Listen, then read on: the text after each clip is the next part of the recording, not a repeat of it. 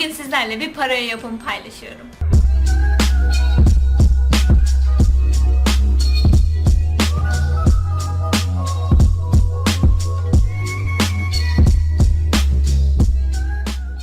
Yaz geldiğinden beri zaten benden sürekli paraya yapımı isteniyordu. Ve ben de hiç böyle şatafatlı parayolar giymemiş birisi olarak nasıl bir para yapacağıma karar verememiştim. Ama sonunda karar verdim ve 2 tane paraya diktim. Bugün bir tanesini paylaşacağım. Haftaya da büyük ihtimalle diğerini paylaşabilirim.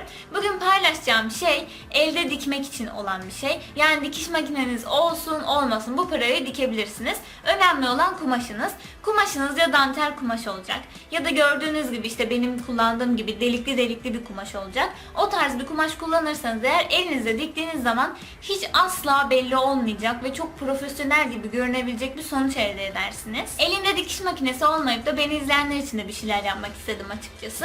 Eğer bu parayı dikiş makinesine dikerseniz kesmenizle beraber yaklaşık 10 dakikanızı alır. Ama elinizde yaparsanız da yarım saat, 40 dakika, hadi bilemedim 1 saatinizi falan alır. Yani o kadar basit bir şey. Tabii ki doğru kumaşı bulduğunuzda. Her neyse sanırım para hakkında söyleyeceğim her şey bu kadardı. Bu arada beni kırmayıp para için mankenlik yapan Elifciğime de buradan kocaman öpücükler gönderiyorum. Teşekkür ederim. Söylemek istediğim bir şey daha var. Bu arka planla alakalı ben çok rahatsızım. Çünkü hani obsesif bir insanım ve bir şeyde devam etmek istiyorum. Yani bir şeyleri değiştirmesinden birazcık rahatsız oluyorum. Ama beni Instagram'dan takip edenler bilir. Şu anda evde değilim. Babam ve ablamın evindeyim. Onun için böyle bir süre daha arka planım değişkenlik gösterecek maalesef. Bu arada videolarda ablamdan çok bahsettiğim için sanırım ablamı merak edenler olmuş. Eğer ablamla bir video çekmemi isterseniz hazır buradayken çekebilirim. Yorumlarda bununla alakalı fikirlerinizi benimle paylaşırsanız sevinirim. Şimdi paranın yapılışına geçebiliriz. Bugün gerçekten sanırım çok konuşasım varmış. Kaydı kapatamadım. Eğer videom hoşunuza giderse beğen butonuna basmayı ve videolarım devamını görmek isterseniz de kanalıma abone olmayı unutmayın. Ayrıca yorumlarda lütfen fikirlerinizi benimle paylaşmayı da unutmayın. Kendinize çok iyi bakın. Gördüğünüz gibi böyle dantel benzeri delikli çok ilginç bir kumaşım var. Ben bu kumaşı Ümraniye'den 5 TL'ye almıştım ve hepsini de kullanmayacağım. Şimdi ne kadar büyüklükte bir kumaş kullanmamız gerekiyor? Boy olarak parayoyu istediğiniz boyun 2 katına ihtiyacımız var. En olarak da parayomuzun kolumuzun neresinde bitmesini istiyorsanız orayı belirleyip iki kolunuzda belirlediğiniz noktalar arasında ölçmeniz gerekiyor. Ve o uzunlukta enimiz olacak. Onun dışında yakasına minik bir biye yapacağız ve bir de kemer yapacağız. Zaten onlar için çok az kumaş gidiyor. Öyle kendinize göre ayarlayabileceğiniz bir boyut olacak. Ben enini yaklaşık 1 metre kadar kullandım. Boyunu tam olarak hatırlamıyorum sonradan kestiğim için. Benim mankenim 38 beden olduğu için bu şekilde yaptım. Kendinize göre değiştirebilirsiniz. Şimdi bize uygun ölçülere göre kestiğimiz kumaşı boydan 2'ye doğru katlıyoruz. Bu katladığımız kısmın ortasını işaretleyip herhangi bir tişörtümüzün ortasından kumaşıma yerleştiriyorum. Ve bu şekilde kumaşın kat yerini keserek yakama oymaya başlıyorum. Böyle kat yerinden direkt yakayı açtığımız için omuz dikişi yapmamıza gerek kalmayacak. Yani aslında bir kumaşın ortasını delip kafamızı oradan geçireceğiz gibi düşünebiliriz. Yakamı simetrik kesebilmek için bir tarafı kestikten sonra diğer tarafa katlayarak orayı da aynı biçimde kesiyorum.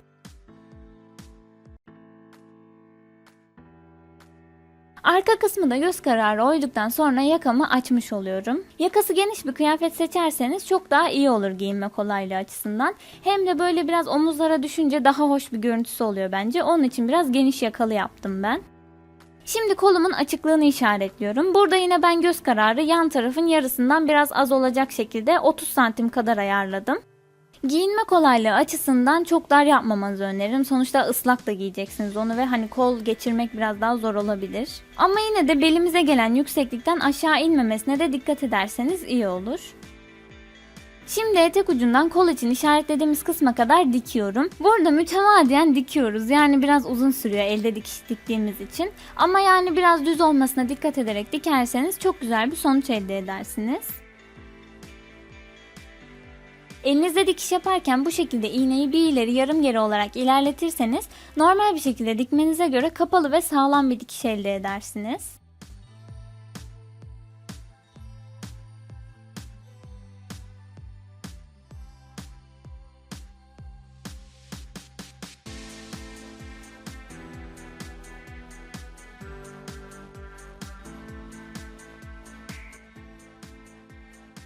Diğer tarafı da aynı şekilde etek ucundan kol altına kadar dikiyorum.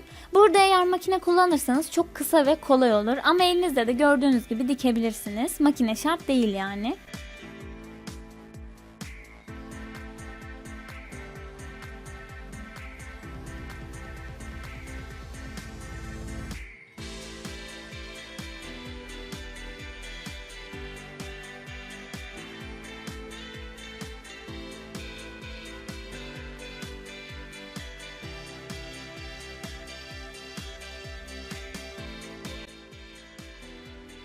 Yanları birleştirdikten sonra düzüne çeviriyorum ve böylece giyilebilir kıvama gelmiş oluyor parayomuz.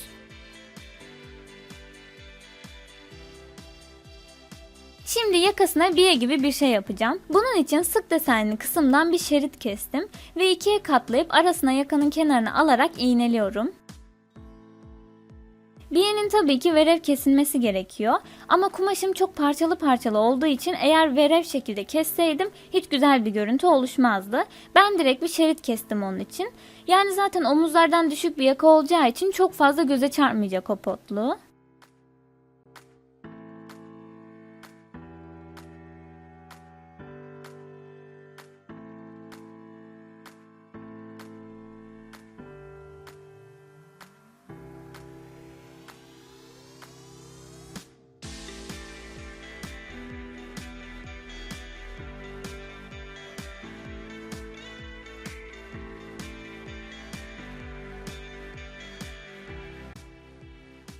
Yakama iğneleyip fazla kısmı kestikten sonra çepeçevre dikiyorum.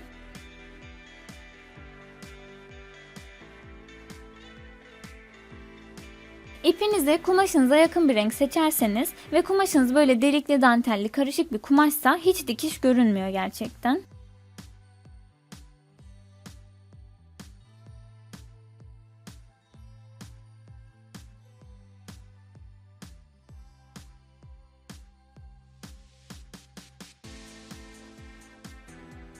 Diktikten sonra yakan bu şekilde güzel görünüyor.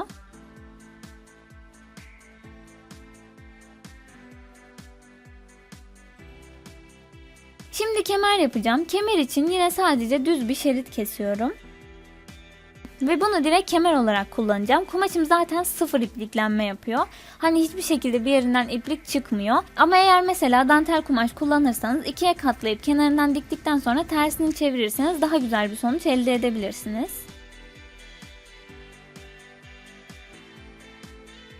Ve kemerimi kestikten sonra ortasından pareonun arkasının tam ortasına beline denk gelecek yüksekliğe dik bir şekilde dikiyorum.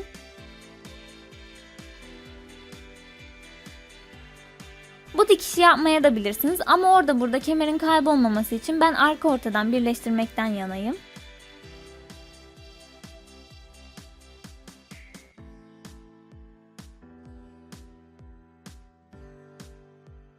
Ve son olarak da 2 tane minik kemerin genişliği uzunluğunda dikdörtgen kestim. Bunları kemer köprüsü olarak kullanacağım. Kemeri diktiğim kısma hizalayarak yan dikişin üzerine bir üstten bir alttan dikiyorum.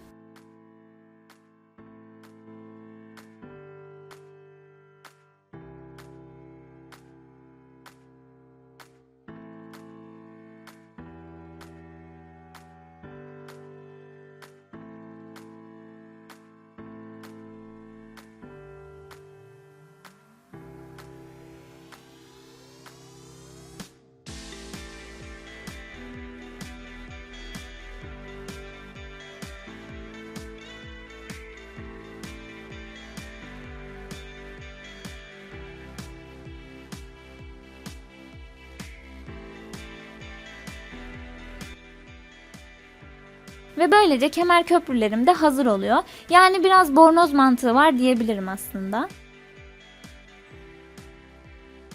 Ve parayomun dikimi bu kadardı. Gerçekten çok kolay, elde de makinede de çok rahat bir şekilde yapabileceğiniz bir parça oldu. Videomu beğenmeyi, yorumlar kısmında fikirlerinizi benimle paylaşmayı ve kanalıma abone olmayı lütfen unutmayın. Bir sonraki videoda görüşmek üzere.